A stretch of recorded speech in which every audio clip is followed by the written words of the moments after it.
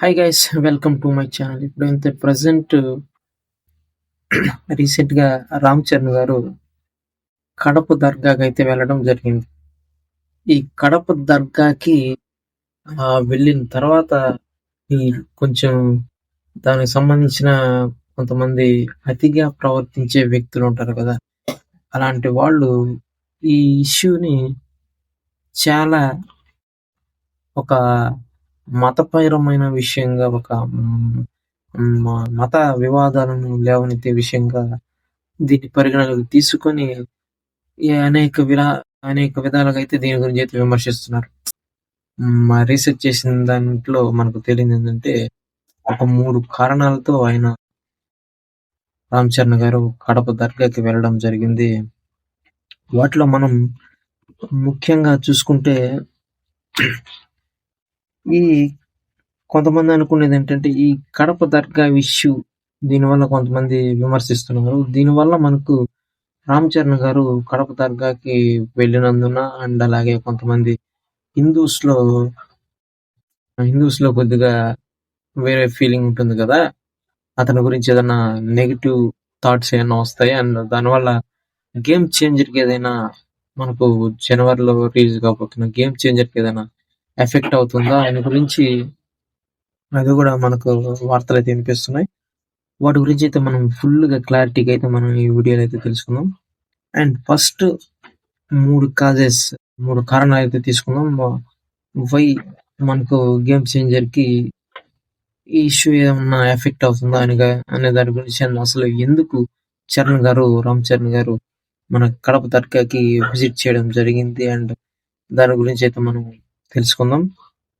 And first special guest అక్కడ ఏదైతే ఈ నేషనల్ వైడ్‌గా మనకు ఈ దర్గాకి సంబంధించి ప్రతి సంవత్సరం అక్కడైతే ఉత్సవాలైతే జరుపుకుంటూ ఉంటారు. అండ్ ఒక జాతరలాగా జరపడం జరుగుతుంది.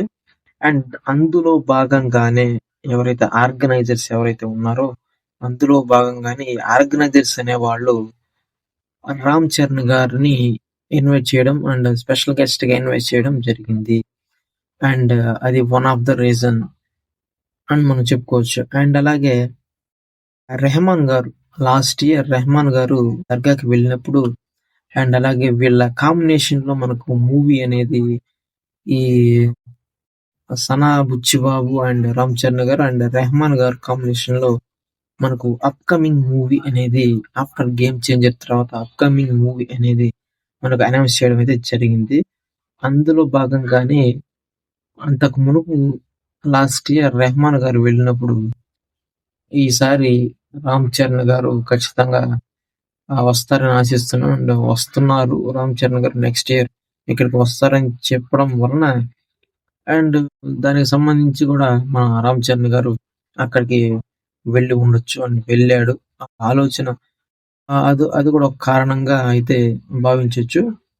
అండ్ నెక్స్ట్ మూడవ కారణం ఏంటంటే ఏ మతపరమైన ఇంకోటి అక్కడికి వెళ్ళడం వల్ల మనకున్న మతాలలో అండ్ ఏ మతపరమైన గ్రంథాల్లో కూడా హిందూ గ్రంథాలు కావచ్చు, క్రిస్టియన్ గ్రంథాలు కావచ్చు అండ్ ముస్లిం గ్రంథాలు కావచ్చు. ఏ గ్రంథాల్లో కూడా మనకు పర్టిక్యులర్‌గా ఈ ఇన్సిడెంట్ ఇలాంటివి కూడా బిఫోర్ జరుగున్నాయి. అండ్ ఇలాంటి వాటిల్లో కూడా మనకు పర్టిక్యులర్‌గా అయితే ఇవి నోట్ అయితే చేయలేదు. ఎందుకంటే మన భారతదేశం అనేది అన్ని మతాలకు, అన్ని కులాలకు, అన్ని ప్రాంతాలకు కూడా ఇది ఒక మంచి దేవాలయంగా ఉంటుంది. ఒక మంచి ప్రపంచానికి చాటి చెప్పే ఒక దేవాలయంగా ఉంటుంది. అందువలన పాజిటివ్ థింకింగ్‌తో అయితే వెళ్ళడం జరిగింది. కానీ దీనిని చాలామంది కాంట్రోవర్సీ‌గా తీసుకొని అండ్ దీని గురించి డిబేట్‌లు పెట్టి ఈ విధంగా అనవసరంగా విమర్శించడం జరుగుతుంది.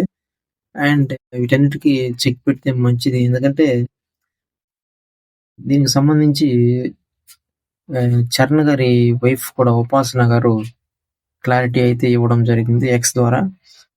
అండ్ చరణ్ గారు అందరి పరమతాన్ని గౌరవిస్తూ, తన మతాన్ని పాటిస్తూనే పరమతాన్ని గౌరవిస్తారు అని చెప్పి ఒక ఫుల్ క్లారిటీ ఇవ్వడం జరిగింది. అండ్ చరణ్ గారు కూడా చిన్నప్పటి నుంచి కూడా సనాతన ధర్మాన్ని అండ్ మంచి భక్తి ఉన్న వ్యక్తి. And thanks for watching.